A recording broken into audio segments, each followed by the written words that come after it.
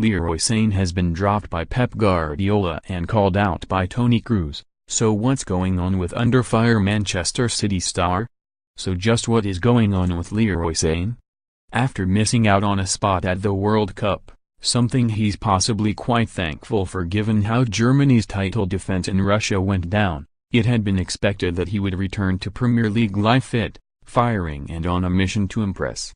Instead, he was substituted at halftime of the Community Shield by Pep Guardiola and has since made 3 appearances for Manchester City as a substitute, grand total, just 30 minutes.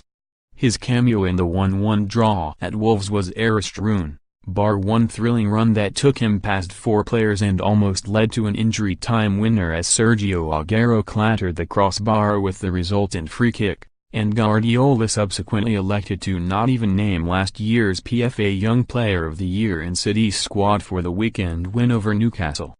Guardiola publicly has said that there is little wrong, although he has claimed that Sane's pre-season was far from his best.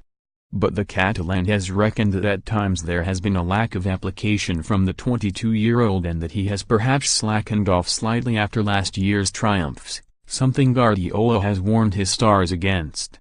Crucially for City, the return of Benjamin Mendy, plus the signing of Riyad Mahrez, have given Guardiola increased options down his left side. As such, overlooking Sane now isn't the big deal it perhaps could have been. Certainly, it was a bigger deal for Germany in the summer. Lowe left Sane out of his squad claiming he has not arrived in international football yet and went for Julian Brandt instead. Brandt was one of the extremely few German players to exit Russia with a modicum of credit to his name. Now Sane is back in the squad, for the meetings with France and Peru, and that may well be an acceptance from Lowe that he was wrong to omit the player in the summer, that Sane could well have been some use. However, clearly, there remain concerns.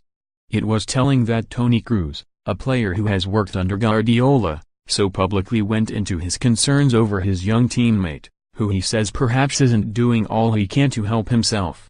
Sometimes you have the feeling with Leroy's body language that it is all the same whether we win or lose, Kroos said.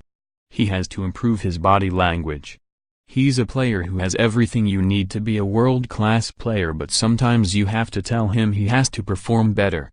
He was fantastic for City last year, but Pep has the same problem at the moment. He's trying to get the best out of him so he can perform better.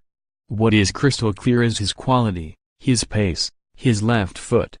If he performs, he's a real weapon. He has the quality, especially for us. But maybe the head coach looked at his performances for the national team and wasn't happy. He gives us definitely more options for our game, but obviously only if he is able to show that on the field. Undeniably, it was a forthright, public, kick up the backside for a player whose season is yet to begin in earnest.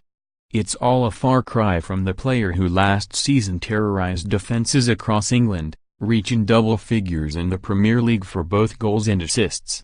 It is unlikely that Guardiola and Lowe won't be aware of the XG, expected goals, and expected assist, stats that reckon the numbers Sane posted last term were actually an overachievement, 10 goals and 15 assists, rather than 6.24 and 9.05 according to Understat.com. On the face of it, the words of warning from Guardiola and Kroos appear to be attempts to guard Sane against complacency.